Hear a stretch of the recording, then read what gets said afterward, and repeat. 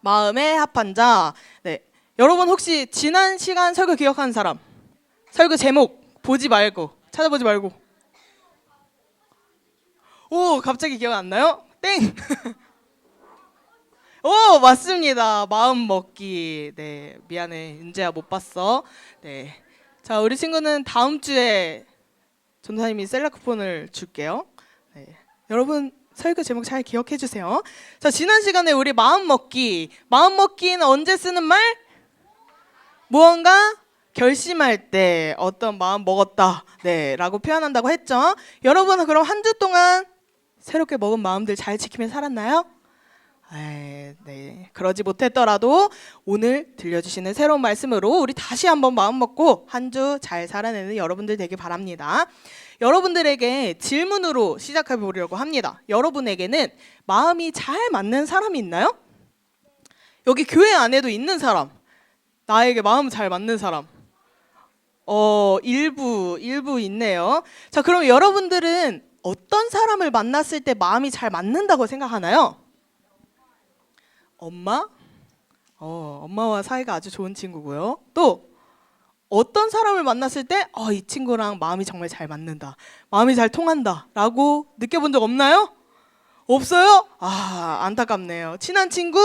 네, 전도사님 같은 경우는 내가 좋아하는 것을 말하지 않아도 잘 기억하고 챙겨주는 친구가 좀 마음이 잘 맞는다고 생각하고, 예를 들면 축구 같은 게임을 할 때 내가 생각한 대로 이 친구가 움직여줘서 수월하게 할 수 있는 그런 모습을 봤을 때 나는 저 친구가 지금 똑같은 생각을 하고 있다, 우리 마음이 잘 통하네 라는 생각을 하게 됩니다. 서로의 기분과 생각을 잘 알아주거나 혹은 같은 생각을 하고 있고 같은 것을 좋아하는 친구들에게 우리는 마음이 잘 맞는다고 생각을 합니다. 이런 것들은 여러분들이 많은 사람을 만나보면서 서서히 알아가게 되는 것이죠. 근데 우리 한 번에 파악할 수 있는 것들도 있어요. 여러분 MBTI 다 알죠? MBTI 알아요? 네, 잘 모르는 친구도 있을 텐데, 이런 성향 테스트를 하면서 누가 나와 더 잘 맞겠다, 누구는 나랑 좀 안 맞겠다라고 생각할 수도 있을 것 같습니다. 잘 모르는 친구를 위해서 이렇게 앞에다가 한번 해봤는데요. 여러분들이 생각하기에 나는 어떤 사람일지를 한번 생각해 보는 거예요. 네, 전도사님은 뭐게요? ENTP요? 오, 네. 전도사님은 INFJ입니다. 자, 이 I는 에너지의 방향을 얘기해요. 내가 밖에 나가서 많은 친구들을 만나야 내 에너지가 채워지는지, 집에 혼자서 있는 시간이 꼭 필요한 사람인지, 전도사님 I고요. 그 다음에 N은 뭐예요? 네, 우리 현실성 없는 이야기들까지도 상상이 가능한 그런, 네, 그 다음에 F, 사람과의 관계, 그 다음에 감정이 좀 더 중요해요. 어떤 걸 사람과 대화할 때 이 사람이 힘들다, 속상하다, 마음이 아프다, 여기에 움직이는, 네, 전도사님이고요. 그 다음에 분명한 목적, 시간 계획, 체계적 시간 엄수, 네, 이런 쪽에 전도사님은 속해 있습니다. 여러분들은 어느 쪽에 속한 것 같나요? 그리고 여러분들은 어떤 성향이랑 잘 맞을 것 같아요? I? 나는 I랑 잘 맞을 것 같다. 나는 E랑 잘 맞을 것 같다. 자, 그러면 E와 잘 맞을 것 같다고 생각한 친구들은 E예요, I예요? 다 섞여 있네요. 자, 여러분, 우리가 이걸 파악하는 여러 가지 테스트를 봤을 때 T는 왠지 F와 안 어울릴 것 같고 J는 P와 잘 안 어울릴 것 같은 생각이 들어요. 근데 여러분들 친구 중에 F인 친구들은 T인 친구들이 있나요, 없나요? 있죠? 그 다음에 P인 친구들은 J인 친구들이 있어요, 없어요? 있어요. 자, 여러분, 이 MBTI는 전도사님 말 집중할 사람? 고마워요. 자, 이 MBTI는 서로 다른 성향의 사람들이 어떤 성향인지를 파악하기 위해 연구한 거예요. 나는 F니까 T처럼 생각 못해 라는 틀에 갇혀서 생각하라고 만든 게 아니라, 아, T는 이렇게 생각하고 이렇게 말을 하는구나, P는 이렇게 행동하는구나 라고 이해하라고 만들어진 방법입니다. 그래서 서로 다른 성향들도 서로에 대해서 충분히 이해하며 충분히 어울리고 마음이 잘 맞을 수 있어요. 서로가 서로에 대해서 잘 알면 그만큼 배려해 줄 수 있기 때문이죠. 전도사님 이야기를 한번 들려줄게요. 전도사님은 아까 뭐라 그랬죠? N이라 그랬어요. 전도사님은 정말 확실한 한 99%의 N이에요. 근데 전도사님에게 남편이 있어요. 전도사님 남편은 정반대 S입니다. 그래서 전도사님 남편은 매일매일 전도사님에게 이런 질문을 받아요. 만약에 이런 일이 있으면 어떻게 할 거야? 만약에 내가 바퀴벌레가 되면 어떻게 할 거야? 이런 질문을 매일매일 들어요. 그럼 S의 입장에서 이런 질문이 어때요? 그걸 왜 생각해? 그런 현실적으로 일어나지 않는 일들, 이렇게 생각하기 나름이죠. 근데 여러분, 전도사님 남편은 다르게 대답해 줍니다. 어떻게 하냐면 그 질문을 듣고 나서 되게 한참 동안 고민하는 거예요. 한참 동안 생각해요. 그리고 그 질문에 맞춰서 대답을 해주는 거예요. 그래서 전도사님이 한번 물어봤어요. 아니, 너는 S인데 어떻게 N처럼 생각하고 대답해 줄 수가 있어? 라고 물어봤어요. 그랬더니 남편이 뭐라고 얘기했냐면, 너가 그렇게 생각하고 너가 그렇게 말하기를 원하니까 최대한 내가 아는 한 최대한 노력해서 그렇게 생각해 본 거야 라고 대답해 주더라고요. 전도사님이 이 얘기를 하는 이유는 모두가 다 이렇다는 게 아니지만 충분히 다른 성향도 마음 맞게 잘 살아갈 수 있음을 이야기하는 거예요. 여러분, 이게 바로 서로 마음이 맞게 잘 살아갈 수 있는 방법이랍니다. 서로 성향이 달라도 같은 성향이라서가 아니라 서로를 위해 노력하고 생각해 주기 때문에 맞을 수 있다는 거예요. 그런데 우리가 이렇게 사람과만 마음이 맞을 수 있는 게 아니에요. 성경에서는 하나님과도 우리 마음이 맞을 수 있다고 해요. 오늘 우리가 읽은 사도행전 말씀에 등장하는 다윗이 바로 그런 사람이었어요. 하나님은 다윗을 보시고 이렇게 말씀하십니다. 내 마음에 꼭 맞는 사람이다. 그는 내 뜻을 다 이룰 것이다. 이렇게 말씀하세요. 어떻게 다윗이 행동했으면 하나님이 이렇게나 마음에 들어 하셨을까? 우리 함께 말씀을 살펴보면서 여러분들도 다윗처럼 하나님 마음에 합한 자, 하나님 마음에 꼭 드는 자가 되기를 축복합니다. 여러분, 오늘 우리는 다윗의 3가지 사건에 대해서 배우면서 어떻게 하나님 마음에 합한 자가 되었는지 한번 살펴볼 건데요. 첫 번째 이야기는 아주 유명한 다윗과 골리앗 이야기입니다. 혹시 이 이야기에 대해서 난 모른다, 처음 듣는다? 좋아요. 그럼 간략하게 설명해 볼게요. 다윗이 아직 소년이었을 때, 어렸을 때 이스라엘은 블레셋과 전쟁 중이었어요. 근데 이 블레셋 군대엔 누가 있어요? 누가 있어요? 아니죠. 골리앗이라고 하는 키가 3m나 되는 큰 장수가 있었어요. 그래서 이스라엘은 아무도 나서지 못하고 덜덜 떨 수밖에 없었어요. 그래서 골리앗은 이 떠는 이스라엘의 모습을 보면서 매일매일 이스라엘 군대 앞에 나와서 하나님을 모욕하고 이스라엘을 욕했어요. 그럼에도 이스라엘은 아무것도 할 수 없었어요. 이렇게 큰 장수를 이길 만한 사람이 없었기 때문이죠. 근데 이때 다윗은 이 전쟁에 참여하고 있는 군인 중 한 명이 아니에요. 전쟁에 나간 형들을 잠깐 보러 이 전쟁터에 오게 되었어요. 근데 여기에 왔다가 이 상황을 보게 된 거예요. 골리앗이 하나님을 욕하고 이스라엘을 욕하는 모습을 본 거예요. 그 순간 다윗의 마음이 불타오릅니다. 네. 어떻게 저 사람이 감히 하나님을 욕할 수 있지? 감히 우리 이스라엘 군대를 욕보여? 라고 골리앗과 싸우겠다고 나섰어요. 근데 다윗이 뭘 들고 나갔죠, 여러분? 뭐죠? 물맷돌, 양을 칠 때 늑대를 쫓아내려고 쓰는 그런 물맷돌이란 말이에요. 근데 막 갑옷이나 칼 같은 것도 다 거부하고 평소 양을 지킬 때 쓰는 그 물맷돌 하나만 들고 나갔어요. 그리고 이렇게 선포합니다. 전쟁은 하나님께 속한 것이니 하나님이 나를 도우실 거야. 이렇게 외치며 돌을 던졌을 때 다윗은 하나님을 의지하는 믿음으로 골리앗을 쓰러뜨리게 됩니다. 여러분, 하나님 마음에 합한 사람은 첫 번째로 하나님을 먼저 바라보는 사람이에요. 지금 내 힘의 크기와 내가 어리고 작고 갑옷이 없고 무기가 없음, 이걸 바라본 게 아니라 하나님을 바라본 거예요. 하나님이 얼만큼 강하시고 위대하신지를 바라봤던 거예요. 그래서 딸랑 물맷돌 하나만 들고 갔지만 이 물맷돌이 아니라 하나님과 함께 가기 때문에 나는 이길 수 있어 라는 확신하는 믿음이 있었던 것이죠. 그렇게 해서 골리앗을 무찌를 수 있었어요.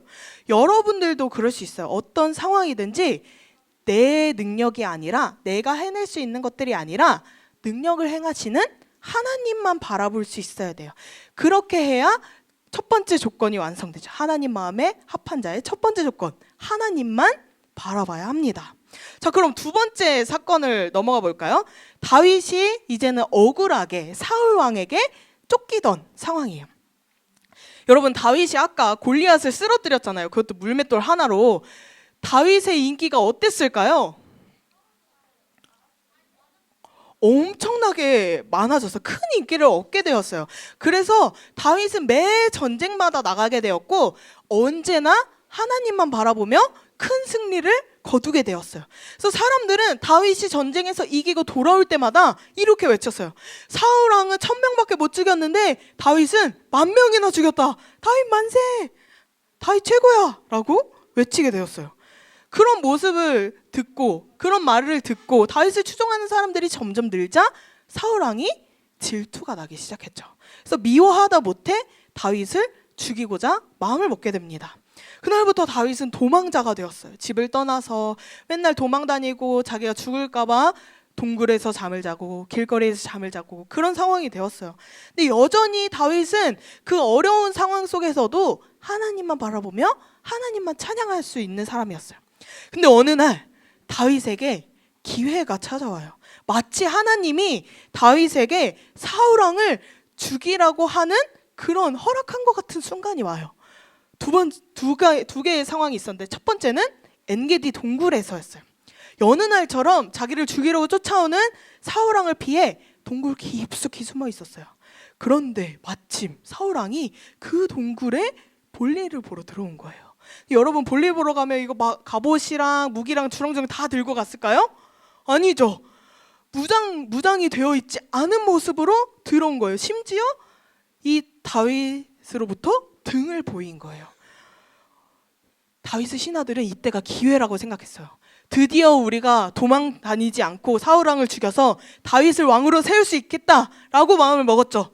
근데 여러분, 다윗은 어떤 선택을 했죠? 네, 몰래 다가가서 사울 왕의 옷 끝자락만 살짝 잘라서 나왔어요. 내가 너를 죽일 수 있음에도 죽이지 않았다라는 증거를 남긴 것이죠. 자, 그럼 두 번째 상황은 한밤중에 사울 왕 군대의 진영 속이에요.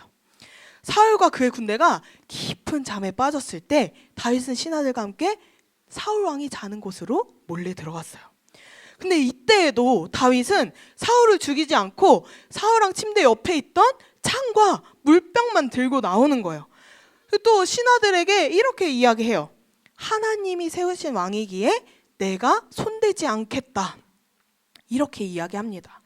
여러분, 하나님 마음에 합한 자가 되려면 자기 유익을 위해서 하나님 뜻을 어기지 않아야 합니다. 뭐라고요? 자기 유익을 위해서 하나님 뜻을 어기지 않아야 합니다. 사울을 죽이면 다윗도 편해져요. 왜냐하면 하나님이 왕으로 세우신다고 기름도 부었죠. 근데 사울 왕만 없으면 도망다니지 않고 왕으로서 바로 세워져서 살 수 있다는 거예요. 근데 다윗은 하나님이 정하신 방법과 그때를 기다렸어요. 하나님의 일하심을 겸손하게 기다린 거예요. 내가 지금 상황이 도망다니고 목숨을 위협받지만 지금 이 상황을 내 힘으로 해결하려 하지 않았어요. 하나님이 세우신 왕이니까 하나님이 하실 거야. 하나님이 혼내시고 나를 왕으로 세우실 거야. 그때까지 기다렸어요. 여러분, 때로는 이런 다윗처럼 우리도 기다림이 힘들고 손해보는 것처럼 느껴질 수 있지만 하나님의 뜻과 방법을 기다리는 것이 진짜 믿음을 보이는 일이에요. 여러분들도 때때로는 내 힘으로 해결하고 싶고 때로는 나를 힘들게 하는 사람에게 똑같이 복수하고 싶은 마음도 들지만 하나님은 분명히 일하심을 기억해야 돼요. 하나님이 분명히 일하시니까 하나님의 뜻을 기다리는 여러분들이 되셔야 합니다. 그 모습이 바로 하나님 마음에 합한 자가 되는 두 번째 조건이에요. 자, 그럼 마지막으로 한 가지 더 살펴볼 텐데 이번에는 앞에 두 개와는 정말 다른 사건이에요. 다윗이 큰 죄를 저질러요.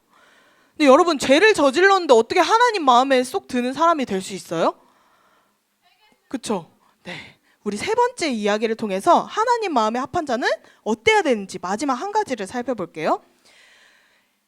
어느 해 이스라엘에 다른 나라와 전쟁하고 있는 때가 있었어요.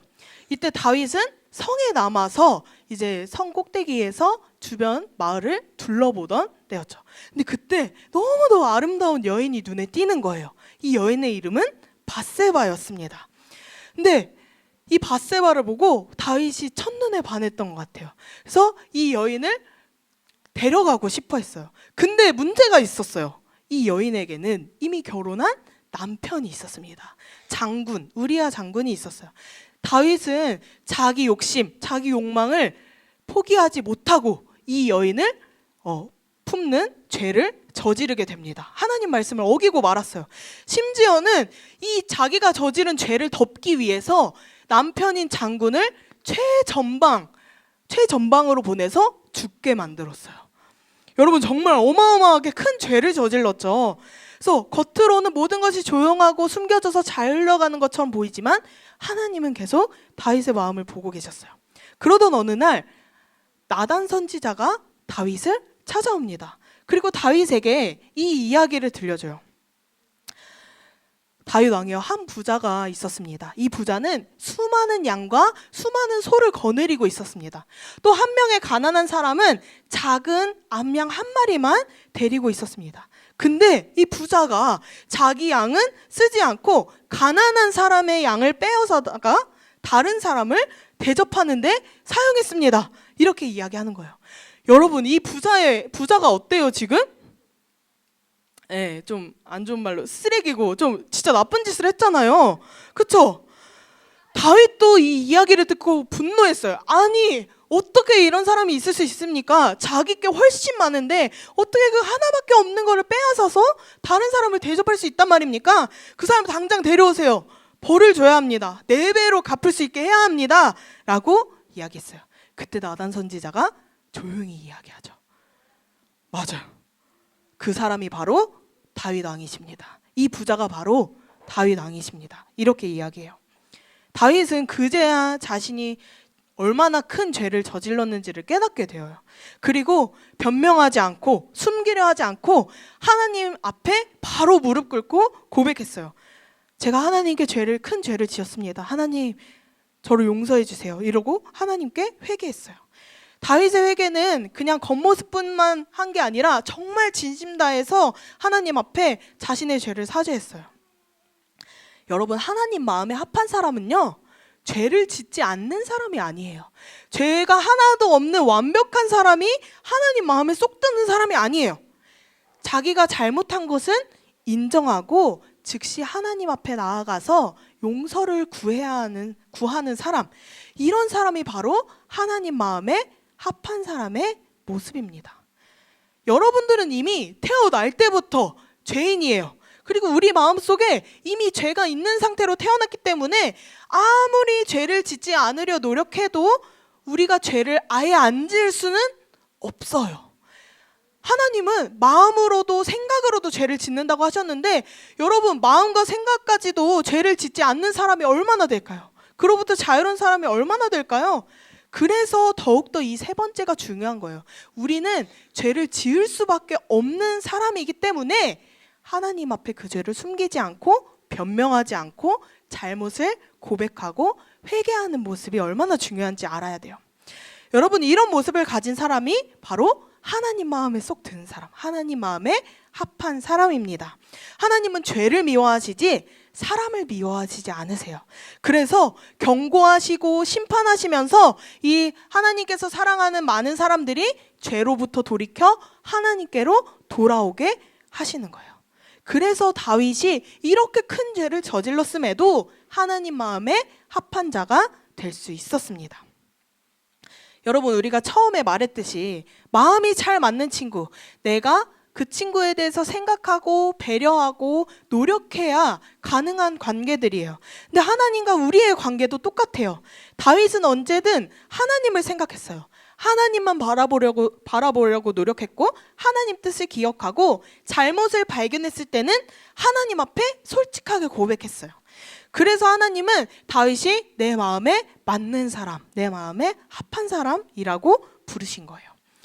그리고 하나님은 그렇게 마음이 잘 맞는 다윗의 후손으로 예수님을 보내시기까지 하셨어요. 예수님을 통해 우리의 모든 죄를 짊어지시고 죽음을 해결하신 후에 우리가 좀 더 쉽게 하나님께로 돌아가는 길을 열어주셨어요. 여러분, 우리도 그런 하나님 마음에 합한 자가 되기를 바랍니다. 그래야 하나님과 더 가까워지고 하나님이 우리 삶을 인도하실 거예요. 또 하나님과 마음이 잘 맞는 사람은 세상에서 누릴 수 없는 평안과 기쁨을 누리게 돼요. 또 하나님께서 이루시려는 놀라운 일들까지도 경험하게 될 수 있습니다. 여러분들이 그런 하나님 마음에 합한 자가 되기를 축복합니다. 하나님은 지금도 하나님 마음에 꼭 맞는 사람을 찾고 계세요. 여러분이 그 한 사람 한 사람이 되었으면 좋겠습니다. 완벽한 사람이 아니라 하나님을 사랑하고 하나님 마음을 알고 하나님 뜻을 선택하는 여러분들 되기를 바랍니다. 하나님이 여러분의 마음을 기쁘게 보시고 여러분의 삶을 통해 다윗처럼 놀라운 일을 이루실 줄을 믿고 여러분들도 하나님 마음에 꼭 맞는 사람이 되기를 주님의 이름으로 축복합니다.